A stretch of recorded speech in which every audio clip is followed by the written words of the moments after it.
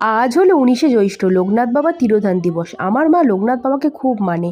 আর সত্যিই তাই, রনে বনে জলে জঙ্গলে তুমি যেখানেই বিপদে পড়ো না কেন, লোকনাথ বাবাকে স্মরণ করলে বাবা ঠিক রক্ষা করবেই। তাই আজকের দিনটায় বাড়িতে আমি ছোট্ট করে একটা পুজোর আয়োজন করেছিলাম, নিজের মতো করে পুজো করেছি, তাই তোমাদের সাথে শেয়ার করতে চলে এসেছি। প্রথমে বাবাকে স্নান করিয়ে ফুলের মালা পরিয়ে দিয়েছি, তারপর বাবার চরণে চন্দন দিয়ে বেলপাতা অর্পণ করলাম। ফুল মালা দিয়ে সাজানো হয়ে গেছে, এবার আমি ধূপ, মোমবাতি আর প্রদীপ দিয়ে আরতি করে নিচ্ছি।